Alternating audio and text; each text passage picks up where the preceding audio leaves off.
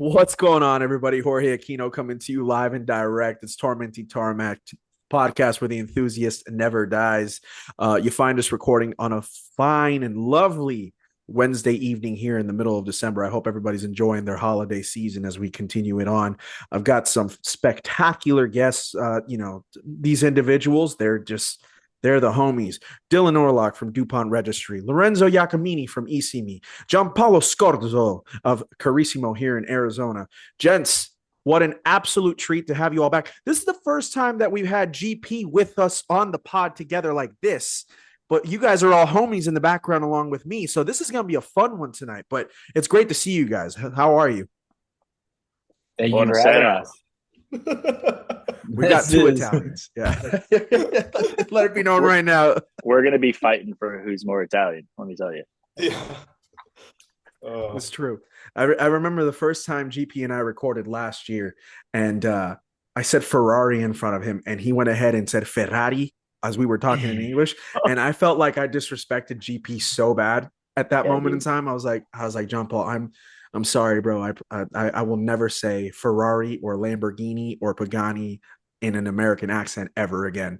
And so I'm trying to go ahead and work on that, GP. So please accept my sincerest apologies. And you can thank Lorenzo for that because he's actually the one that taught me how to say it. So okay. Yeah. Just don't say Lancia. Yeah. Yeah. Right, Dylan?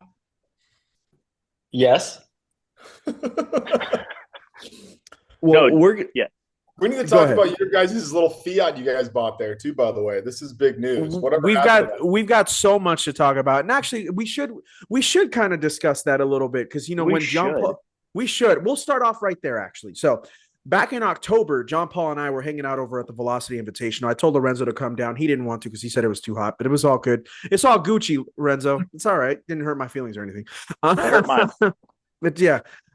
John Paul, we had a great time. We actually recorded for like 20 minutes while we were over there. We actually had a great episode, and we kind of talked about it a little bit that something kind of crazy was coming. It's now here. I believe it's in Phoenix right now as we speak over at your shop, right? So you and Dylan bought what exactly? Yeah, I would say more I bought a majority of it, but you're gonna start a giant fight between us. Okay, here's how it went down. Oh, okay. I said, I'm gonna start it because you've got to do the whole last 3 quarters of this. But so I reached out. Mr. Jean Paul was in Italy, and I was like, "Hey, here's the deal. We're both going to Monterey Car Week. Let's buy and import the dumbest car in the world. Like, what can we find?" I was thinking more like Panda 4x4, Gulf Country, something along those lines, just to rip around Monterey. And he goes, "Why don't we get this?" And sends me a video of a Fiat Fiarano. So I was like, 1, what is that? 2, that's super clean. And 3, let's use this as like a learning process to just figure out how to import cars. So then we can really start ripping here. You want to take it from here or? Yeah, I mean, and boy, did we learn. And oh man, we learned $1 million. If we learned that if you want to burn money, come find us. We will help. Yeah. We'll help you in any way. We just like to that's why hence the fire pit today, because I was actually going to pull out some money. Just pulling out like $100 bills and just throwing them in there. Yeah. Throw it away. It's a nippy night out there tonight, GP. So that actually makes sense. Got to keep yourself warm. It is a bit nippy. Yeah. So we found this Fiat. Well, I guess I did. And one of my mechanics I was working with was like, "Hey, I've got this garage full of like my dad's cars and wants to, he's got like 15 of these weird little quirky cars." And I was like, "This one is like pretty funny looking." And I wish you could like when you do your podcast, maybe throw a picture of it up. I'll text it to you. But it's just like, this little Fiat van that's basically like the F-150 of Italy. It's like a little small car. It's a 1.4 liter little small 4-cylinder car. And it's like a van with glass windows all around it. And it looks like the Pope Mobile. Mm-hmm. So it has like 48,000 kilometers on it. So it's like just shy of 30,000 miles. And it's super, super clean. It's got that retro 90s interior. It's cool. And we thought, okay, let's buy it. Let's bring it into the States. And Wow, that was a pain in the ass getting it from Brescia, where I was like living at the time, to Brussels. I think it was somewhere just outside of Belgium where the port was, and then all the way to Florida, and then to Scottsdale.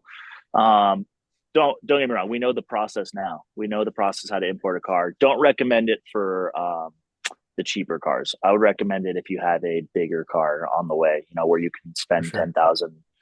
You feel every dollar, every single dollar. I still feel comes it out of your pocket. Yeah, it's really unbelievable. And I've never seen the car in person. It was in Florida for like a month, and I never even went to Orlando to go see it. It's because it was just such a hassle. So then there was a hurricane. Okay, we did this for Pebble Beach. It showed up like a month later. We didn't even come close to getting it for Pebble. So honestly, it's early for next year. But so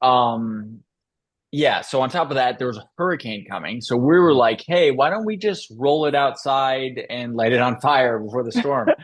But instead we shipped it, GP spent more money. And so it's like insured 90 grand later. Yeah. So if anybody's looking for a Fiat Fiorino, let us know. We would love to sell this thing. Anyways, cool thing about it when we were like doing some research on the car after the fact, because it's better to do the research after you own it versus before. And so after we bought the car, we were like, what could we do with this thing? And apparently Ferrari used to use these as like their service cars back in the day. Oh my gosh, that's cool. So what we're going to do I'll is try to find a picture. Yeah. And I'll put it in the chat. And basically they use them as like service cars. And my goal is to maybe paint it with Dylan's money to make it look like that. So are we thinking Ferrari red or something like that? Or do you want to get more creative with the color? No, Rosa Corsa to be specific. Okay. I love it. So I'll take you. But they used it as like a service, like literal like service vehicles. There's old like Ferrari manuals that have these as like their parts cars. There you go. I just sent it to you. I sent you one that was sold in Monaco last year or two ago. That was like I don't know, like a parts car for like some of the some of like the Le Mans or like prototype cars back in the day. And then there's the picture of our car, and then there's the picture of what I think we'll probably do. Look at that puppy. Yep, that's sick, dude. That is insanely sick. Let me throw it to Lorenzo really quickly, because obviously, excuse me, with Issimi and all the inventory that you guys get in, Lorenzo, it's most, if not all, your cars they were all US based, right? Like, have you seen like on your end what they need to do in order to import some cars so you guys can go ahead and sell them? Obviously, your inventory is so all over the place. Have you seen that in person yourself, and like what the process is? I do not. I'm not in the sales department, so I don't do any of that. But our CEO, Francesco, has like a love for these quirky cars too. He has 2 Fiat Panda 4x4s. One of our other investors has 2 Fiat Panda 4x4s. Both of them got shipped over here. So I like heard through them how crappy it was, and like the car showed up and they weren't in the same like condition that they should have been. So, and then hearing from Dylan and Gian Paolo is like kind of like the same thing echoed. But no, Issimi, we don't do as much as we probably should, just because there's not that much of a hunger for it. And there's like, like Gian Paolo said, like shipping over an F40 from Italy doesn't happen like all the time. So sure. I don't really know that much, to be honest with you. No, that's totally fair. Well, Gian Paolo, the first thing that you went ahead and mentioned was the fact that you wouldn't recommend it on an inexpensive car like this. So I'm just going to go ahead and ask the question here, and you can answer it however you and Dylan want to. But was it more expensive to get the car here to the United States than what it actually cost? It sounds like it may have been the case. Like, were we talking about like double, or were we talking about like half? It was way more, way more than the car. Like what's stealing out of his pocket? I don't know, much less than I am, but like is like what it costs to get it here. Yeah, it's probably a good amount more, double, triple, close to quadruple. It's cool though, because like I can do it pretty cost effectively, and then you can bring it over here to my partner, and he can triple, double. He can make it like way more expensive for you. In economical fashion, yes, the Carrisimo way, as they say. Absolutely. So the car is here right now in Arizona. I actually haven't seen it yet. I didn't get a chance. It's parked outside of Andreoli. Don't tell my insurance agent that. But yes. Okay, fair enough. All right. Well, we definitely probably should have said that.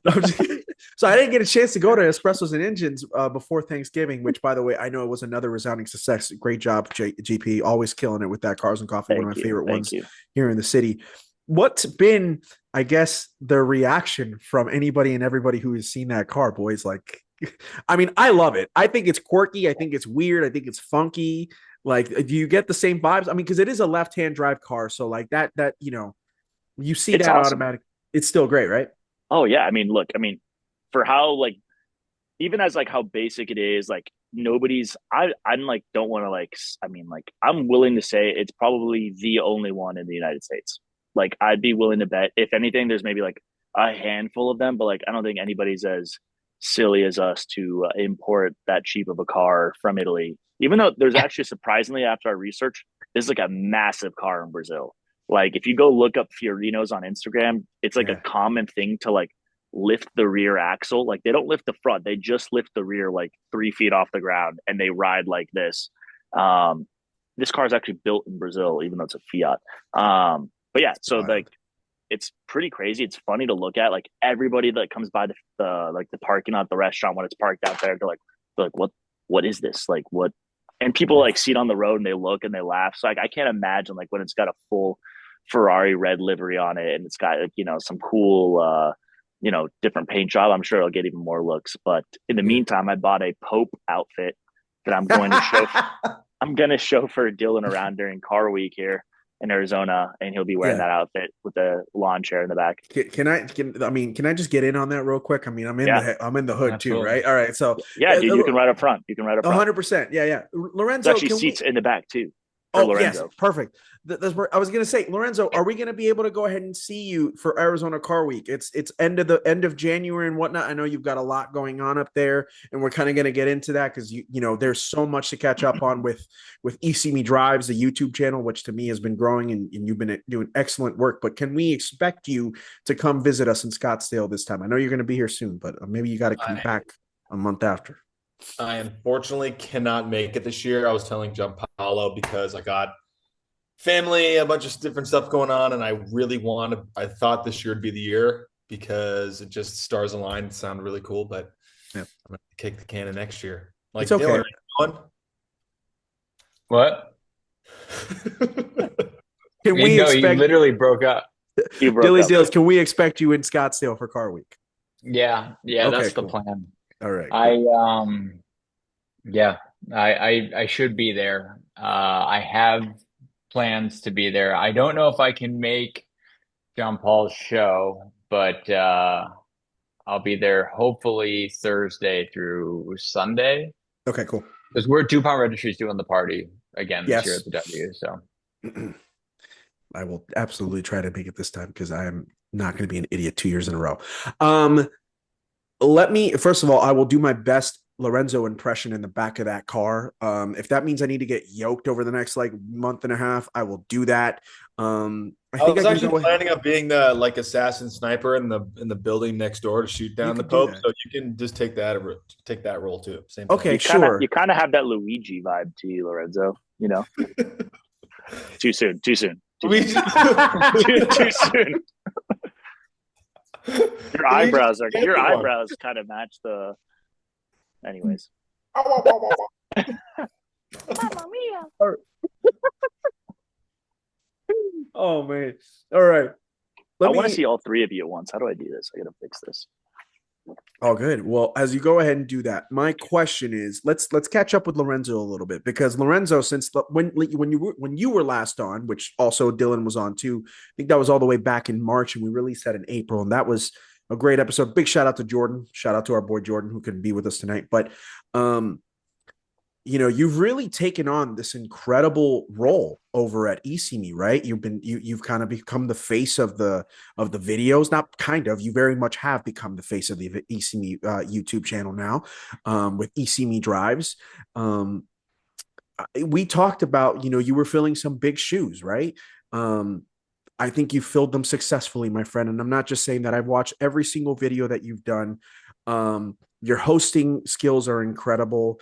Obviously, the effort that goes into making every video that is released up until this point, an effort is a collaborative and beautiful effort. So far, what's been the most rewarding thing about making these videos, brother? Well, first of all, I appreciate that. I think I still have a really, really long road to go. We have obviously a ton of videos in the hopper. And I mean, just read some of the comments in these videos. It's like, man, these people fucking chop you down. It's absolutely insane. Yeah. So, I mean, I think I have a long way to go. But I mean, the best part of making these videos is just being able to like be shown on a big platform such as Issimi with such great quality videos and getting to like showcase these like really special cars I wouldn't have otherwise had the chance to. And like the fact that like some people listen and like the 1% that are actually nice in the comments is really great. So for those reasons, it's great. But like I said, we have a long road to go. I have a lot to learn, and yeah. You're being humble, and I can appreciate that. I've watched them. Dilly's watched them. Dill and I have been like, how the hell is this guy doing? No, but like, I'm curious because like one of my favorite videos, and I texted you this. I was like, one of my favorite videos of all the ones that you've done was the Murcielago vid.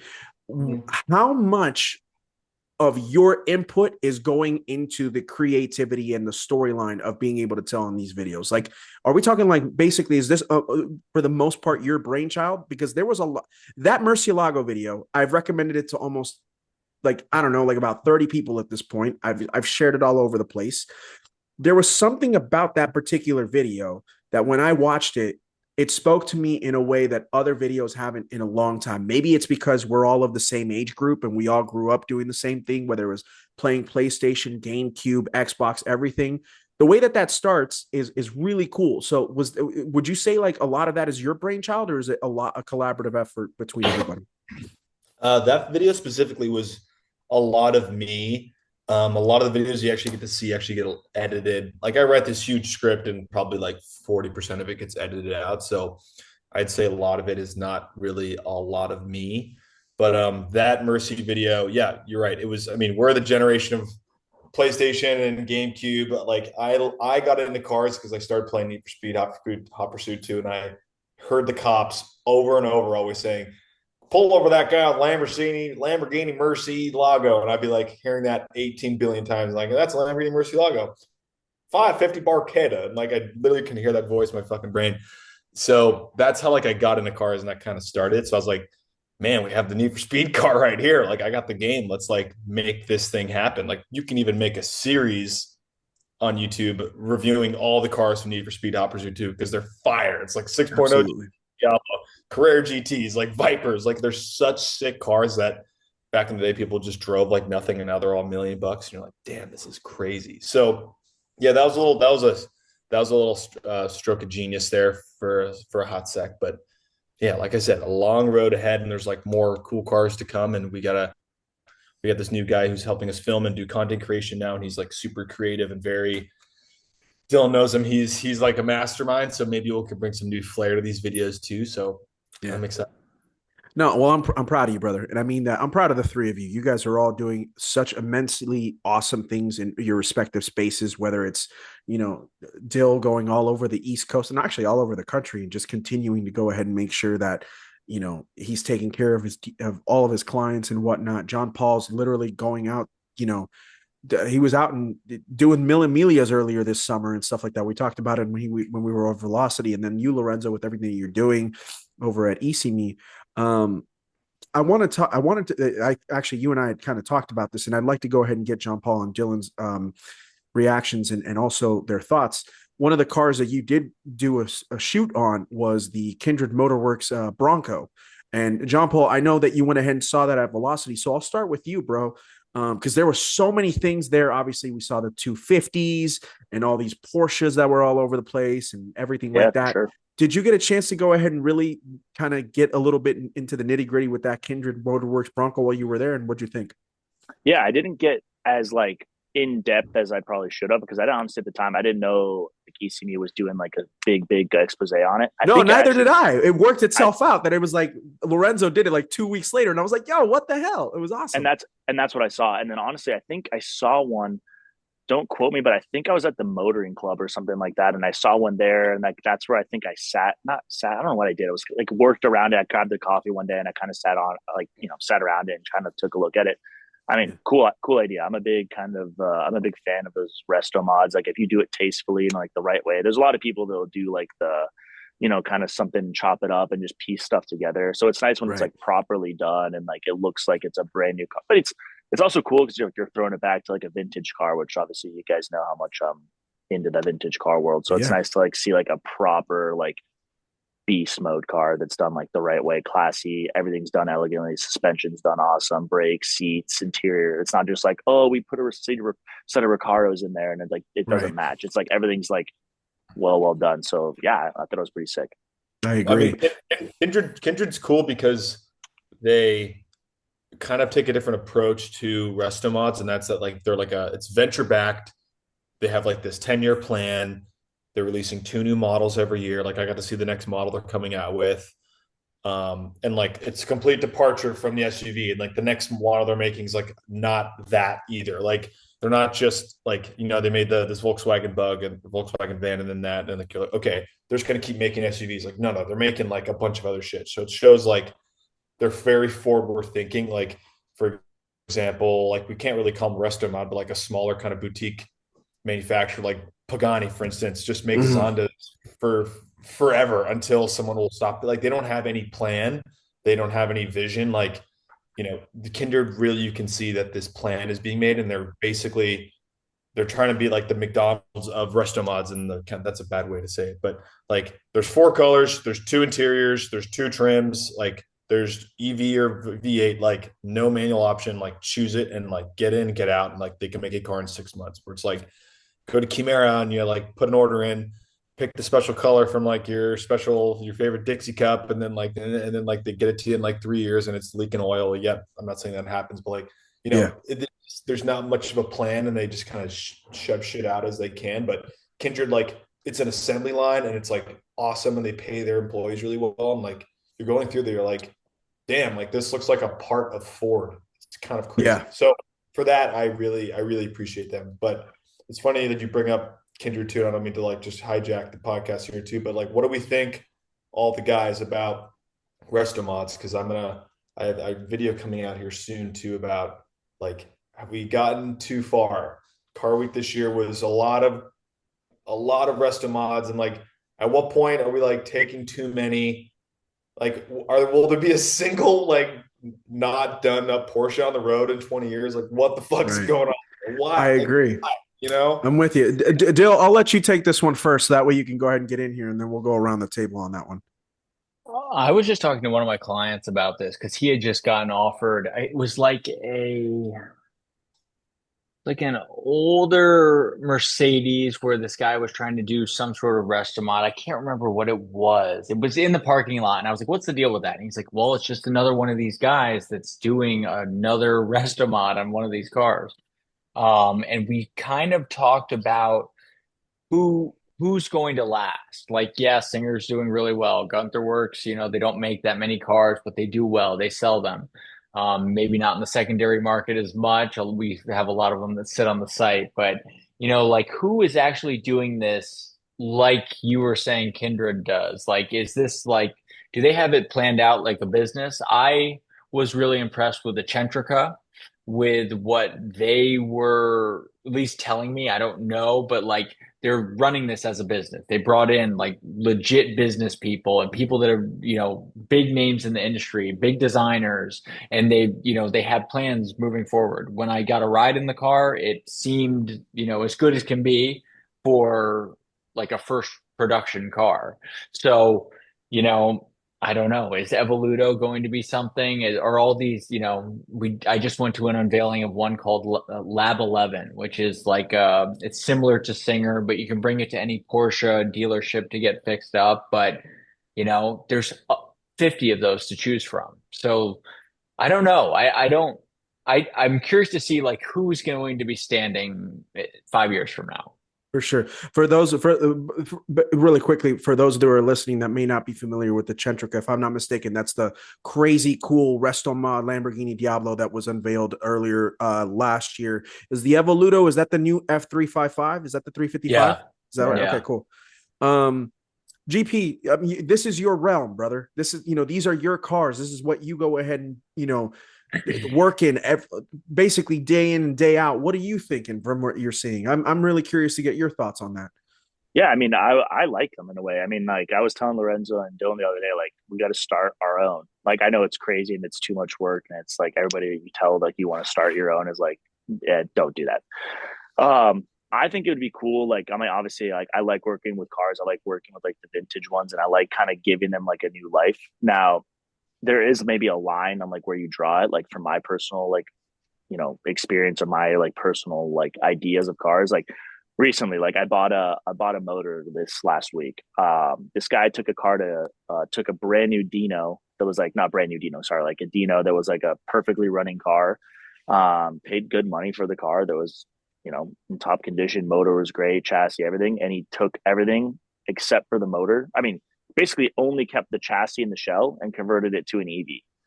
And that was like, ugh, that hurts. And then like they don't even do it in a tasteful way. It's like you can tell it's like really pieced together. And I'm like, Yeah. that's where I'm like, I get like you want to make a car different and like you want to do your own thing, but like I like to keep those cars that are kind of like rare and limited, and you're not going to find they only produce a couple hundred Dinos that were made from the 70s, like the early 70s. So it's kind of like I like to keep the stuff true. So if I could one day I'd like to build something. I don't know. It's kind of tough to tell, but as long as you do it tastefully, you keep it like limited numbers, and you really put like the craftsmanship into it. Like for example, like Camaro, I think they do a really good job. Like if you look in the interior of like a Camaro, like it's for me, it's like one of the sexiest interiors like in a car. Even the Eccentrica, like I think that one is insane. Like you look at that car and it's like it looks like a brand new Lamborghini that was built in the 90s. Like same framework, same everything. Obviously, it's very similar inside, but like the materials that they use, like the quality of the craftsmanship, it looks good. The paint, even. So yeah, I think I like them. I think there's obviously a fine line, but then you kind of get into like the GTO engineering, like they rebuilt the short wheelbase, the 250 short wheelbase, and it's like a new car completely. So obviously using a lot of the same components and same blueprints of the 250 short wheelbase that was the original from the 60s. But I don't know. It's interesting. I mean, I like them a lot. So just depends on like which direction. I'm not a big EV guy, so respect. And I think some people are coming around on EVs, some people aren't. I remember watching you Lorenzo on the Kindred, and you drove both the one that was powered by the Coyote V8, and you also went ahead and drove the EV one. I'm not putting words into your mouth, but it made it seem, in particular, because you did off-roading, they actually let you off-road it on their course that they had set up. Remind me, I believe you liked the EV powertrain more than you did the 5.0, right? Is that right? But that was just because it's like giving you actual torque immediately, and it helps you out with the off-roading, right? Specifically for off-roading, it was great, and that one had like double wishbone or had double independent suspension at the front, which was like better than the V8. But the EV did drive better. I have a problem with like, listen, I love Kindred and I love like all these like different resto mods that do these big like Himalayas, one of them. Like they just pop the newest, biggest Coyote V8 in the front, or the new LS5 in that Himalaya. Like they just put like the biggest motor with like the newest they just take a Mustang and just like take the chassis and everything and just pop it into the Bronco, and like the poor thing can't handle it. Like the thing shake. It was like a test mule, so it was like shaking like crazy. Then you get in the EV and it's like, damn, okay, it's just smoother. It just like feels tighter. It was better. I mean, if I was going to buy one, would I buy the V8? Probably, just because I want like some car to like drive to go get a coffee in, or like, like my girlfriend loved the V8. She was like, this is like a fucking sexy car. I'm like, the EV is not the one to get. But, there's like right ways to do it, like Gian Paolo was saying, and like wrong ways. And I think we're kind of starting to get into, I just have a problem that we're like,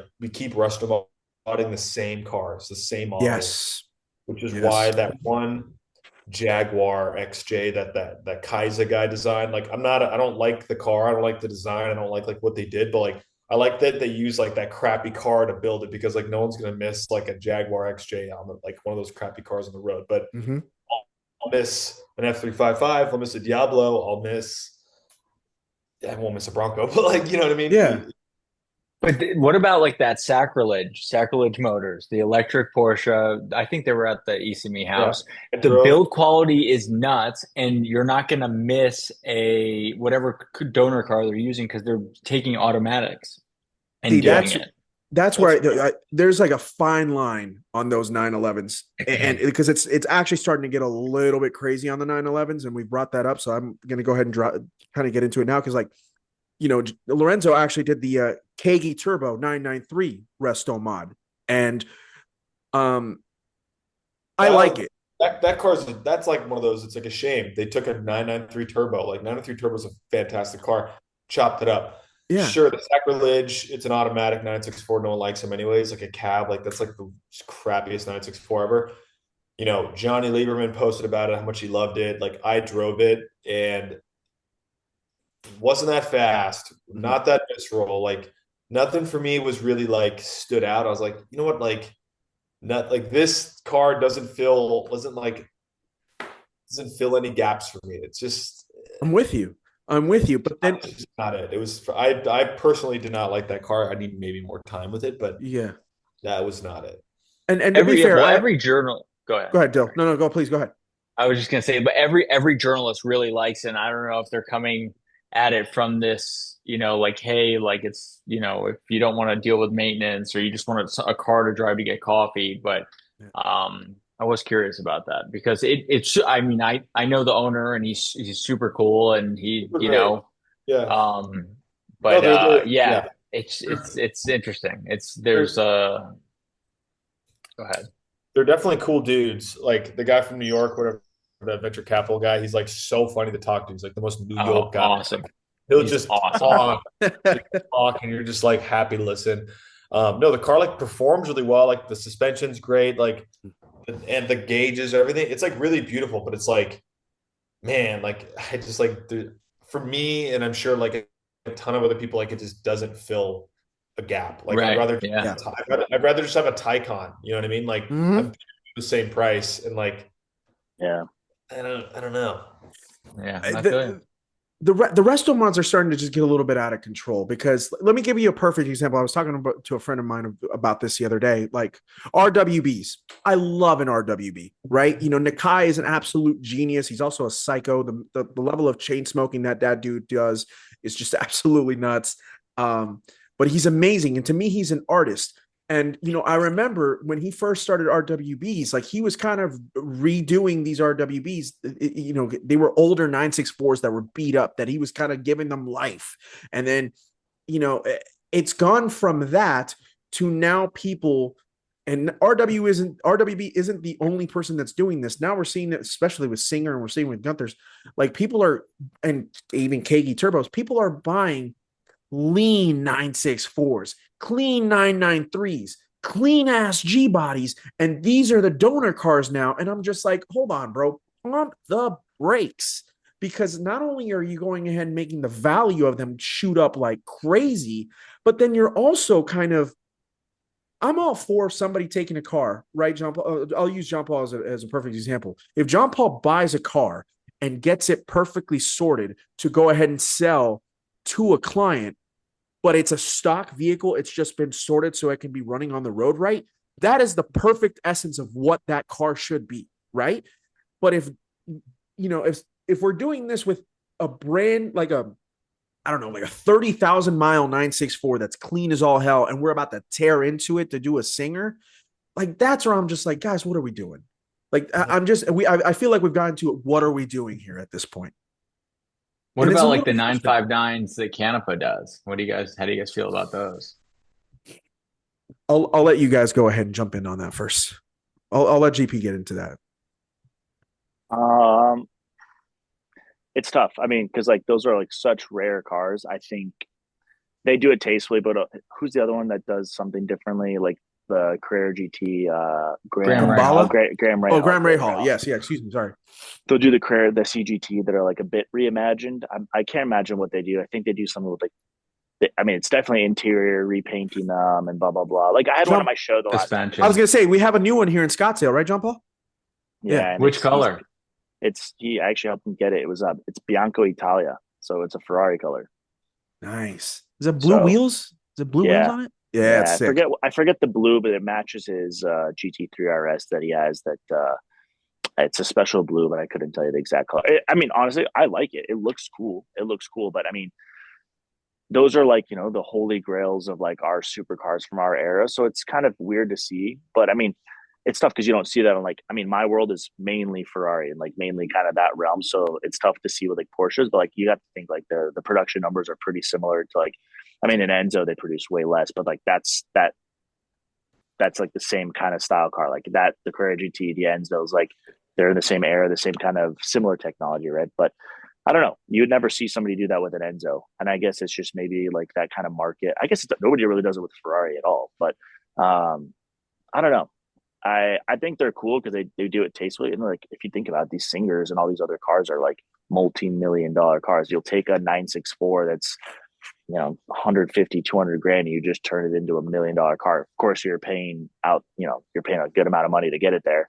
Right. But now it's just become a new asset class completely. It's not even in the same level that it was when you bought it. So it's like, if you think about it from like a monetary perspective, it's kind of interesting because you're creating a completely new asset in a way, or an investment, I guess you could say. You're taking kind of like you're maybe taking a low mileage car. At the end of the day, it doesn't really matter because it's going to get, the engine's going to get bored out. It's going to be completely different by the time it's done. So at the end of the day, it doesn't really matter. It just depends. You've got some collectors that are like really just, that's what they want. They're like, no. Like my donor needs to be perfect. Yeah. I mean, I mean, when you're in that ball game and stuff like that, it really doesn't matter what I think. I guess I think I'm honestly coming from the viewpoint of like the everyday dude who wants to go ahead and get into that car, that wants to buy it as is, like I talked about it. All the four of us, we've grown up on the Murcielagos and all the Diablos and stuff like that. We've grown up on 911s. We saw 964s and 993s when we were growing up. Some of us have gotten to a point. It's like, okay, I'm ready to go ahead and make a move on a 964. And then you try to go ahead and make a move on a 964 that you think is right for you, but it's doubled up, tripled up in price because they're starting to go ahead and be less and less because everything else is being used for these donors. And it's like, well, what if I don't want a donor? What if I don't want to go ahead and create a Singer or a Gunther or a KG Turbo or an RWB? What if I just want a normal 964 Carrera 2, to just drive around in? Yeah, that's what we've gotten to, right, Dill? It's kind of crazy. It's just it's just gotten a little frustrating, is all. And so, Lorenzo, what do you guys have you driven a Singer? Me? Yeah, I've driven a couple of them. Yeah, they're fucking amazing. Are they? Because I talked to somebody at one of my dealer clients and was like, everyone that I tell. Or everyone that tells me that they really want a Singer and all that, he's like, I just say drive it because it's not going to blow you away like you think it is. But I don't know. I've never driven one, so that's what I was asking. No, I've driven Malibu, Stone Canyon, like two other commissions. I forget the names of. They're kind of weird, but they're all 4.0s. I think the first one was the Singer Maroon 5. Adam Levine. He had a light blue one. And it was the first 4.0. And that was probably the harshest one that they had. But like they drone big time on the freeways. Like they're like right in your fucking ear. The super duper hardcore 964 is like basically like a GT3. They're GT3ified. Like kind of like I'm assuming the Gunther Works Center driven one. But super tight, super visceral, like you could stall them really easily, but like the feeling of everything is amazing. Like the doors are kind of tinny. Are they worth $1 million? Like, I don't know.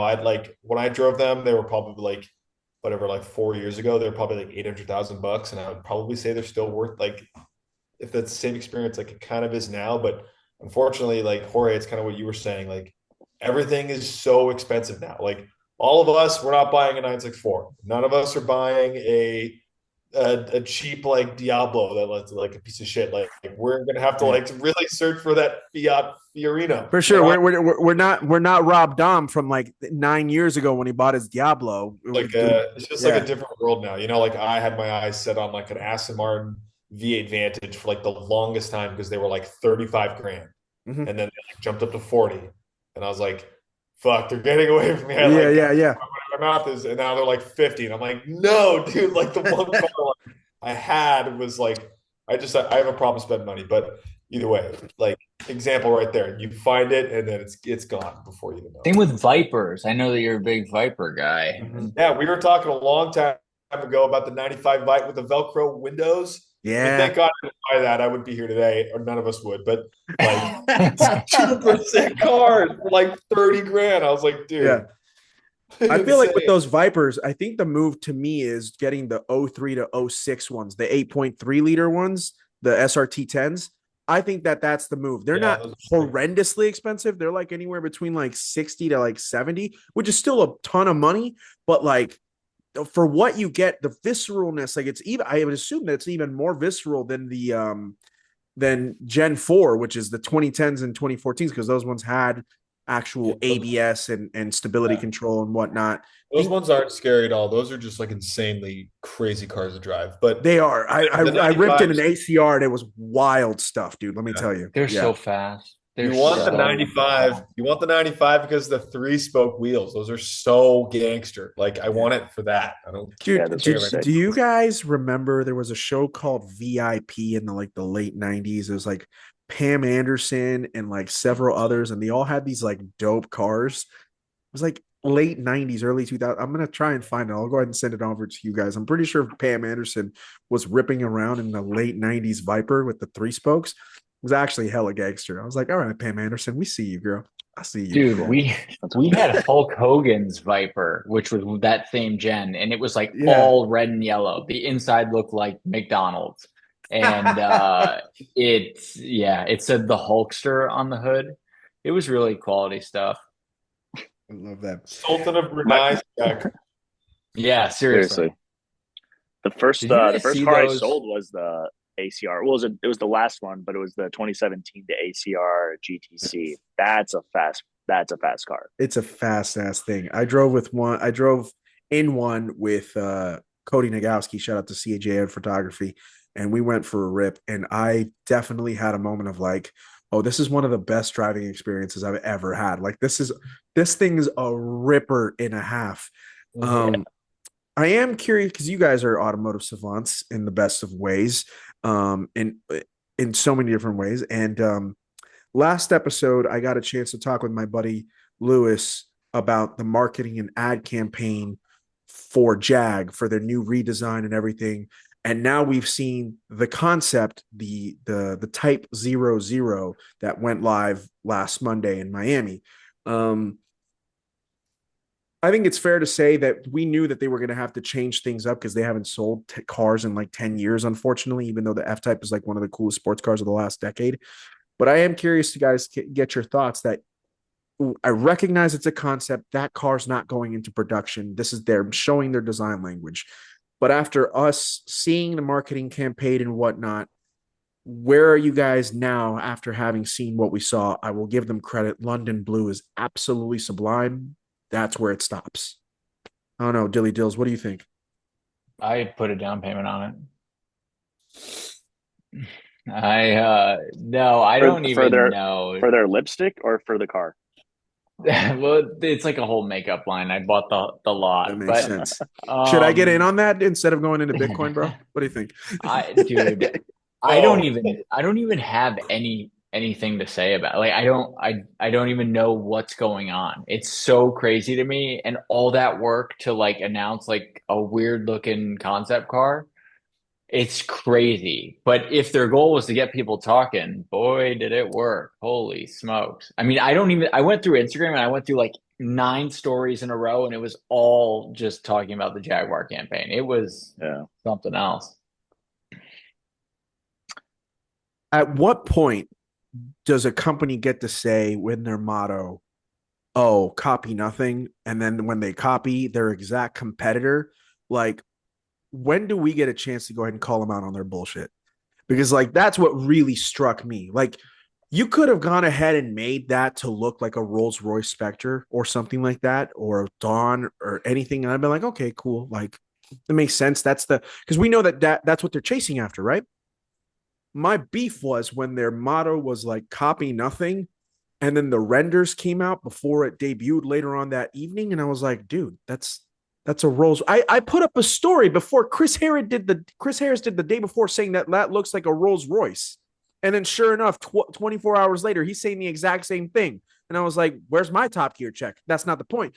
My point being is you can't say copy nothing and then copy your exact competitor, dude. Like, that's not how this works. Like, I understand marketing is marketing and whatever, but like, I don't, that to me is like right there, you're off on a bad foot. I'm just saying, I don't know. Lorenzo, I'll let you take it, bro. You know what? Everything they did, in my opinion, was just to get, like Dylan said, to get people to say the word Jaguar again. And people said Jaguar more this last month than they've ever said in the last 10 years. So that's true. It's fair. They did it, and like it doesn't really matter because they're going to go in the shitter anyways for the most part. So like they might as well do something. It just, some people are like, it sucks that they're going to leave on this bad note, but like, who cares, man? Like people probably just shorten the hell out of the stock and then just release that thing, and then for millionaires, who the hell cares? But I don't really care. It's an EV, so I'm not going to buy one. Sure. John Paul, do you have any of your like clients that are at all kind of like interested in it, or are they all just kind of like as a back as some of us are here? What do you think? No, none of my clients are interested in that stuff.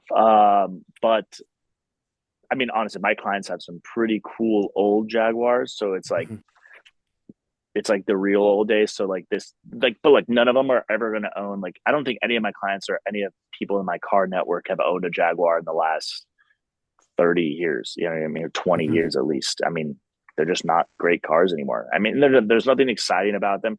Sure, that like, I don't know. Maybe like you said, you like the last one that came out. There's like a pretty beast one. My friend had one. They're cool, but like it's with like the other options of like what you can get for the money. It's just like they haven't been competitive enough. And like I think it's like one of those brands. Like I'll say like Lancia, for example. Like they're no longer really a brand. I mean, they came back, but they're all owned by Stellantis, and like it's pretty much just like a rebodied Peugeot. And you know, some brands just die, and this is probably them just like throwing a last little hurrah, trying to make it stick. I mean, the only time I've been in a Jaguar is in a Waymo. I don't know if you guys know what that is, but it's it's like a taxi, and like those are pretty fun. And you know, sometimes I like to mess with them on the road and give them extra data, like slam on the brakes in front of them and see if they actually react. They're actually pretty good. Hey man, the insurance payment is gonna be crazy on that one. I love it. Yeah, do not. I'm like, let's see if this thing will react. I'm like, oh shit, it did it. But yeah, they're ugly as hell. I'll give you that. Like, what kind of car is that? I don't know. It just like that's what I get like with EVs. They're just like there's no styling behind it. It's like you have less to work with. You have less to like worry about. It's like, couldn't you put more time into the design and like make it look badass? Like, I know it's like, oh, like we need it to be like aerodynamic and that's how it floats. Like, look, it's an electric car. Like, what, you're going to lose like maybe 30 more miles of range if you make it like a little bit more stylistic and have some cool flow to it. That's what especially when they're in the level of what we're talking about now, right? Because like we're talking about a performance EV or something like that. You know, I look at a Rimac Nevera. It's dope, right? But like then I look at I actually happen to like the way that the Revuelto looks. Like I personally do really like that, and I look at that and I compare. But that's a 12-cylinder, Additionally, it's a 12-cylinder with a hybrid. Where I'm just like, yeah, my heart is gravitating more towards that than it ever would towards the Nevera. Hell, perfect segue because yesterday we saw the Aston Martin drop the Valhalla. I saw the Valhalla yesterday, and I was like, yeah, no, I'm digging that like 100%. Aston's on fire. I saw the design of that and I was like, that's a banger. That looks, Aston pulling out, their second ever mid-engine sports car. And I'm just like, not bad. Yeah, boys. It looks pretty good. It looks good. A little expensive. It's a little expensive. Let's hope we see it on the road. Let's hope they even make it. Pray to God, bro. Yeah. It was $1 million a day. I don't even know if that's true or not, or whatever the hell. That's fake news, but hope we can see it. They came out that car, if no one remembers, like fucking 5 years ago, and they came out, the Valkyrie, and I was like, they're supposed that was supposed to have a V6, I believe, but they released together, and you're like, oh, I can't wait to see them. And then, although I will say, I much prefer it with the AMG V8 over the V6 personally. I'm glad that they decided to go ahead and put that engine into it instead of a V6. I mean, they have a V12, a bespoke built V12 for the new Vanquish, and they probably could have put that in too, which would have been really cool. That'd have been sick. Pretty badass. Yeah, but the Vanquish is looking absolutely gorge, bro. Looks amazing. It dethroned my. I'm a big Ferrari front engine V12 guy. Like the 12 cilindri is. I love it, but like I was just watching the Top Gear review. I love Jethro. He's such a kick-ass reviewer, and he was like, "Yeah, the Vanquish is way better." I'm like, "Damn it!" Do you actually really like it though, Lorenzo? Because like I compare it to an 812 in particular an 812 GTS, and I'm like, that ain't hitting it for me, brother. That's just me. I think they just Roma-ified the 812. In a way that, like, if you go from an F12 to an A12, it lost a little bit of viscerality, and then one more step, it kind of lost it, but it gains a little more. Like, it's just like it's more clean cut. I like the Daytona look of it. I don't like. You got to get the GTS, the convertible. I think the coupe has like this weird bulbous thing in the back, but I mean, the car is like $550,000 or something crazy base, like. You know, at that point, I'd just get an F12. Like, there's such cooler cars. It's a modern class. And I would probably, and the whole argument is when the A12 came out years ago, same with the Superleggera came at the same time. They're both $400,000, 700 plus horsepower GTs, and they're like, okay, the A12 kicked the shit out of the Superleggera. Well, now the A12 is still a $450,000 car. The Superleggera is a $200,000 car. I'm taking the Superleggera all day. Like, an epic bargain of a car. Like, for sure. Aston's great. Like, being the second owner of an Aston's the sickest thing ever, right? So, being the third owner is even better, bro. Yeah. Feel bad for that guy. Thank you. It's like a form of charity. It's great. Yeah. No, I know. I mean, I've looked at you were talking about the V8 Vantages being like 35 grand. I remember looking at that like 6 years ago and thinking to myself, boy, howdy, does that seem like the greatest stupid of an idea of all time? And then you start looking and it's like, oh man, they're like 47 G's now. And I'm like, stop looking at them, guys. Stop looking at them. Let me get in here. Let me just take out a loan at a high interest rate, bro. Let me ruin myself financially. Don't make it even worse for me. You know what I mean? Boys, you know, we're a couple of weeks away from Christmas. We're about to end the year. I know that the four of us have had some amazing things that we've been able to go ahead and do. As we get ready to ramp up for 2025, what's sure to be an amazing year for Gian Paolo, what's sure to be another amazing year for Dylan and for you, Lorenzo. What do you guys feel 2024 has taught you of not just car culture, but within the business itself? Like, what have you been able to go ahead and learn, and what can you take into 2025 to go ahead and make it even better? Gian Paolo, I'll start with you, brother.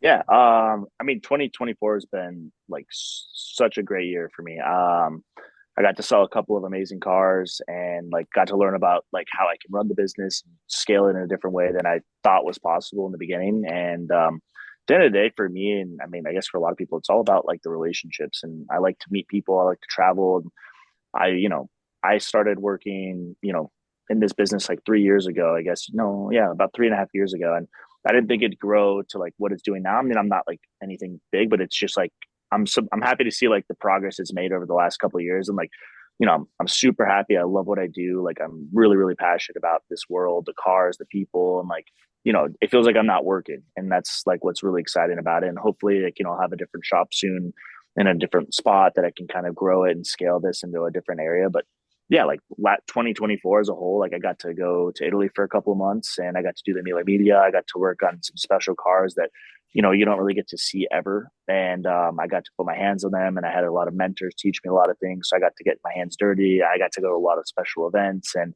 got to go to the racetracks that I've always kind of dreamed on, or I race on my simulator all the time. And like, I actually got to go there. So like, it was such a good year. Got to meet a lot of people and make some new friends, and hopefully have some new traction going into 2025 just for, you know, the next goals that are up on the list. And yeah, we'll see what happens. I'm super hungry and motivated, ready to go. I love that, brother. I mean, you know, you and I had a blast over in Sonoma. It was, I mean, it was just everything, the vibes around it. But like, I could see you and, you know, shout out to Geraldo, right? You guys were like doing the damn thing. And I'm like seeing you guys, and I'm like, man, they really, y'all got it together. Like, you guys have a good head on your shoulders. You guys know, you know what you want out of this and whatnot. And like, it is awesome to see, brother. And I'm stoked for you and everything that's coming. Dilly Dills, man. I mean, you're getting deals left and right, brother. Like, your 2024 has been mesmerizing in and of itself. Like, what are you able to go ahead and take out of everything that you've been able to do, and how do you put that into 2025 for yourself? Yeah, it's it's about the people. That's what it comes down to. Because it like my years, the last couple of years have kind of started to all look the same, where it's just like you got to go to Monterey, you got to do this. It's just work, work, work, and this. But like I was sitting back and thinking, like I was like, oh man, like I've got to go to this event. You know, I've done it before, and I decided to go. And you just meet, like, now that I've got a really solid base of just like I can go to any one of these events, and I've got friends and clients that I can link up with, or you know, I can see Lorenzo or GP at this event, and then they introduce me to this person, and then it just snowballs. And I I just love that aspect of it. I love the people, the connections, and now when somebody needs something, I can just connect that dot.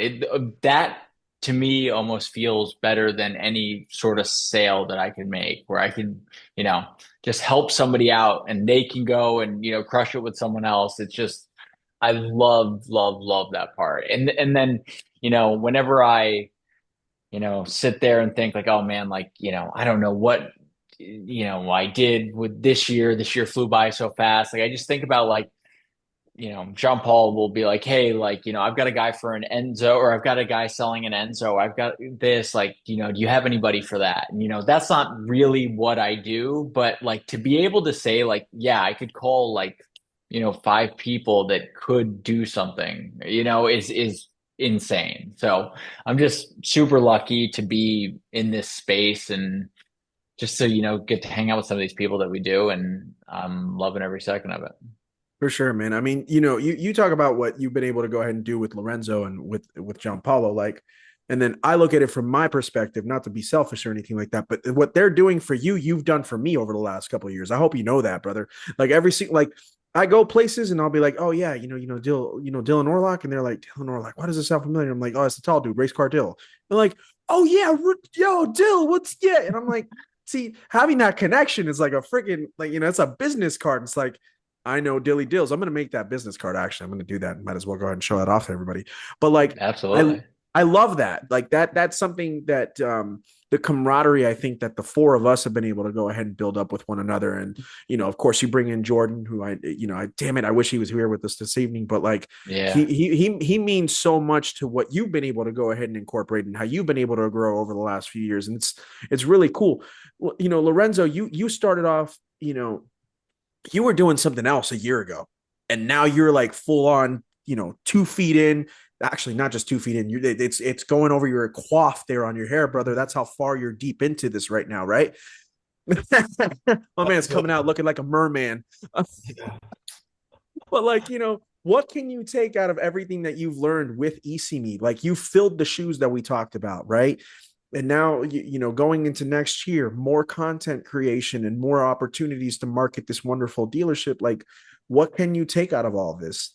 That's been just an amazing, from at least from our side as your friends, everything you've been doing. We're like out here on the sidelines, like that's our boy right there. So what can we see from you? Well, to piggyback off what Dylan said, his BS little salesman thing about the people. No, I'm kidding. It really is about the people. It's about the people, man. I mean, he doesn't give a shit about any of us. He wants to sell some fucking ad spots. But no, seriously, he is right, because I mean, I met John Paolo this year at Car Week. Like I don't know him for shit, and now here we are. Now we're all great buddies. Like I'm going to see John Paolo probably during Christmas. It's going to be hilarious. We're going to do a cooking show, by the way, so stay tuned for that. Yeah. Oh dear Lord, we got some big things coming. I told Lorenzo that I told you this last year. I was like, if you come over to my house, my kitchen is your kitchen, bro. We're gonna crash Dylan's Fiat straight into Andreoli. It's gonna be fucking incredible. Like that video you saw like the other day, like guy driving the Subaru. We're gonna do Subaru. Yeah. What was the deal with that? Dude. My parents' restaurant. We're gonna drive the Fiorino into it. I don't know does anybody actually know? Was that real? Yeah, well, it's real. It's real. So apparently the dude bought it Monday and the dealership sold it to him as is. He comes to find out that the car was not as advertised. He tried to call the dealership back and ask them, hey, you guys need to take this back and I want my money back. The dealership told him multiple times the contract is that the car was sold as is. We can't take it back. The car is now yours. And he basically threatened them. He's like, if you guys don't take this car back, I'm going to go ahead and run it into your dealership. The dealership was like, sorry, bro. 5 minutes later, homeboys plowing it through the freaking showroom over in, what was it, Utah or Colorado? One of the two. It was Go Carrisimo. That was the dealership. I sold him the car, and yeah, what happened, he was GG? just because like on the side I'll sell Subaru Outbacks every once in a while. Sense. And yeah, he was just upset because I sold him a car without oil and water, and I said the contract is what it is, and he did drive it into my. I said, as is, motherfucker. As is, dude. And yeah, so we're going to be shut. Hence the new building while we're searching for a new building. That makes perfect sense. Because our other one is destroyed. But like, you know what I mean? Like there's no such thing as bad publicity, right? Like Jaguar. Except if you're Jaguar. So, yeah. So we'll be all right. We'll come on top of this stronger. I like that. That's a great mentality to have there, GP. Yeah. But Lorenzo, you to finish up, man. Like, what your 2025? Yeah, I mean, what do you take from that? Yeah, I mean, I guess just diving in head first into a full year at Issimi. My full year ends in January, and just like automotive is like a fickle business. You know what I mean? Like it's tough to make money in it. Like I really see the inside and outs of it. So like you have to have the people, you have to have the passion. Otherwise, like you're just gonna burn out. And at Issimi, at least, like we really try and do like everything, like from buying the car to like servicing it to like selling it to like marketing it to like all this different stuff. And like just getting like, it's just hard to tell people what you do and like let people know that. Like every day people come up to us like, what is Issimi? And I'm like, you sit down, I got pull out the podium. Here's my note cards. You know what I mean? It's like, what do you mean? What is Issimi? Like, go on Instagram and look at it. Like, what the fuck? Like, you know what I mean? Like, it's just like, I sell PPF too. I run the PPF shop. People are like, what is PPF? I'm like, dude, like, why are you even calling me? Like, this is a piece of plastic you put in your car. It's $10,000. Do you want it or not? It's actually Dill calling with a voice distorter just to mess with you, bro. It's ridiculous, but like, I don't know, just dealing. It's a lot of customer service. It's like long. It's just you get some prima donna clients and you get some really great, really nice people, and then you know, really nice people make up for the other ones. But I mean, hey man, it's been fun, I'm learning a lot, and you know, looking forward to more fun events and more friends too. So I'm sorry I can't be out there for Arizona Car Week, but next year, guys, for sure. Yeah, that's what you're going to say. That you're going to say that again next year too. I'm gonna be at the Dupont party in my Speedo, absolutely chugging wine. It's gonna be great. Oh, I'm looking forward to that. Don't worry, Dylan and I are going to be doing that Borat dance. You know, we're going to be doing that at that. I'll be John Paul. I'll be happy to film that for you, brother. I got you. Absolutely, fellas. Well, it's been so much fun. Actually, before we go ahead and wrap it on up, I did want to go ahead and hear a little bit about Dylan's SEMA adventure, because we, you know, Dylan not only went to SEMA, I think Dylan had his life changed. I don't know if he wants me. I don't know if he was ready to talk about that just yet. Or maybe he is, I'm not sure. But Dale, just a quick snippet of a summary of what was SEMA, because that was your first time going. Shout out to Ali. I know you were out there with him and whatnot. How was that, my brother? Well, I'm dilly dooley now. I'm going to get a lifted dually or a slam dually for too long. Early next year, I almost bought one recently, I but remember you telling me we that. couldn't figure out we couldn't. I don't know. The guy just wanted too much money, and I don't need a dually. So, but SEMA was crazy. I went with Ali.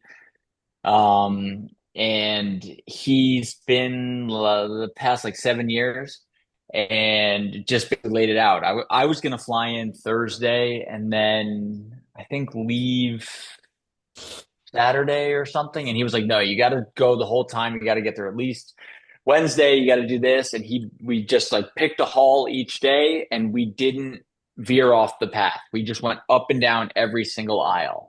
And like there was one time where I was like, dude, we don't need to go to the end of this aisle. It's just like a bunch of Chinese tire brands that no one's ever heard of. And then you like go around the corner, it's just some nuts build that we would have missed. And it's crazy.